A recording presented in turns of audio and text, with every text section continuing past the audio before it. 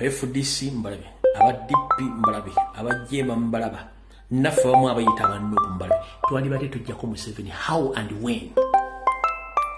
It is impossible kubanga bonna babadde bakolera Museveni. Just time yebadde ebula bubuza abantu bano okubeera exposed. But yeah.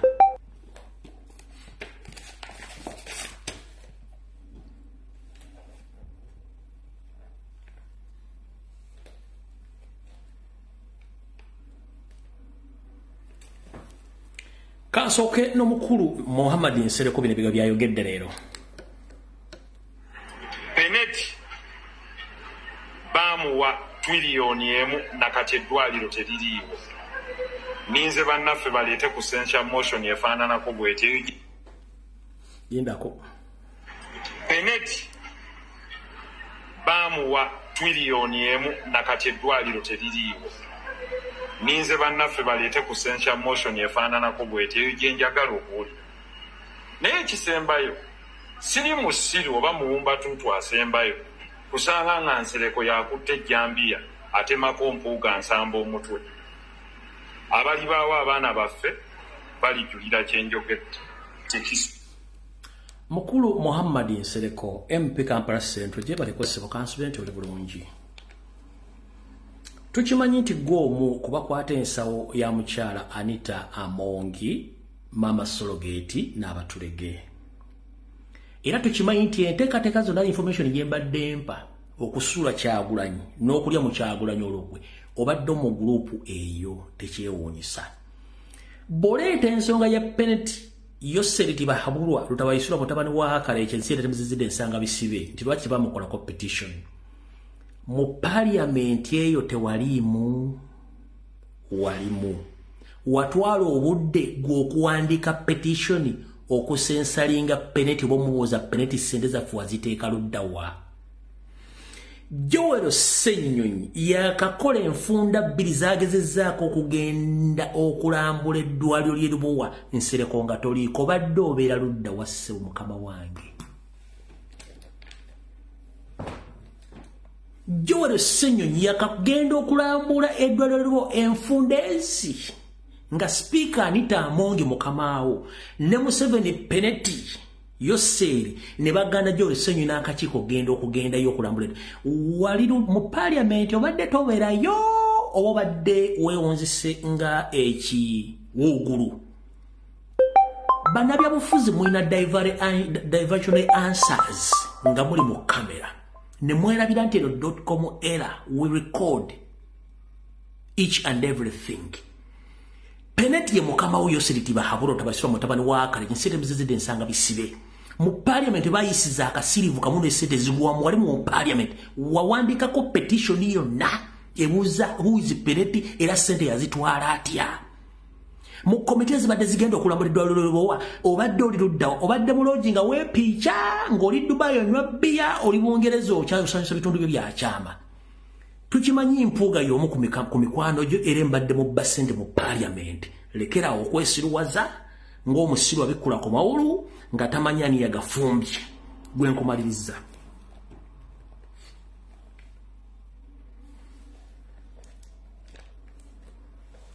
Nabagamba nti omuntu asobola okusoma ne waliwo kye bayita common sense amagezi amazaale.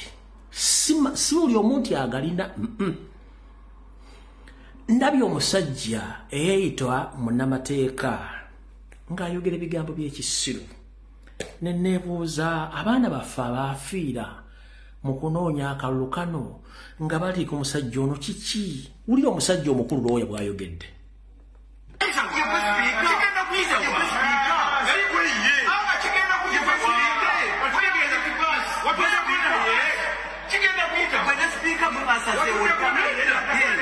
Because I know this is not the first time.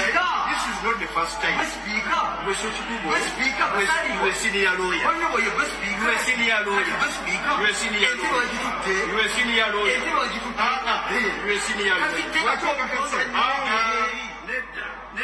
My devil is telling you. Do you know between me and you? Do you know that we have had similar scenarios?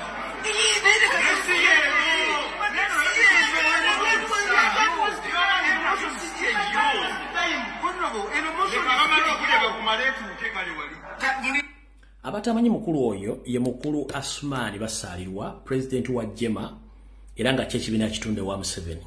Omukulu ono lawyer eyita omukenkufu alumbye Honorable Sekikubo n'akakiiko kabadde kanoonyerwa ndabaga temujja kiyisaawo ti ani agenda okibayisizaawo kubanga mu video zembadde nganzi gyankola ono y'omuntu abadde akimanga ssente Wanita Amongi ekiro n'emisana ng'agenda ozigaba mu ba opposition kati alwana era abagamba nti mugenda kiyisaawa ng'ate gwe musuubira okuba nti gwe mugenda okiyisaamu Wanita Amongi ate nga yatukulira mu parliament kati kavudde kwanjula video mu kitundu ekyokubiri etandise.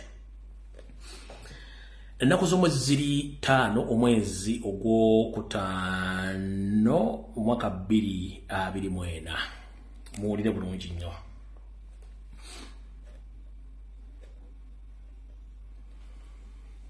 Ba MP bonna aboobwa nti bali ku ludda oluvuganya oba be tuyita opposition 95% bonna bali mu ngalo z'omukyala Anita Amongi Nalongo Sologeti nga gwabanja ssente ndono nnyo amubanja miliyoni 5.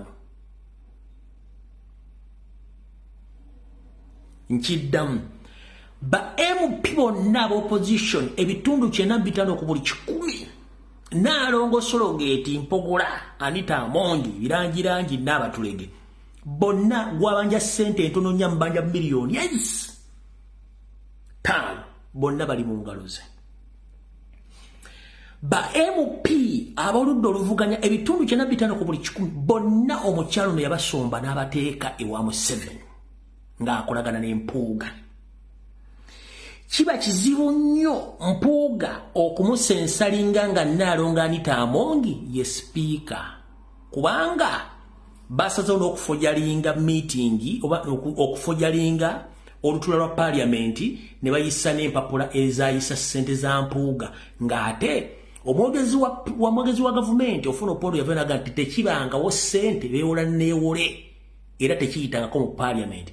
Nejjole Sonyi yakugambye nti bino byonna bafoojinze bifoojinge kati tosuubira nti kino Bassekikubo kye bakola yes kirungi but it will not succeed. Anita Amongi lwategedde n'asindika memba parliament abasinga obungi n'abasindika abamu bagenze Bulaaya abalala bali Tanzania bali mu kulya ssente basaye nga kino kiwedde. Tugenze mu maaso. Gwolaba yenna avaayo naye Masaga nga eggongolo essibe akawero nga MP gwe mbadde mumanyi nti ali ku ludda oluvuganya bonna bantu Anita Amongi bulungi nnyo era yabasasula omusaala. Mujjukira bana basomera ssente za Cooperative Union ensimbi ezo zonna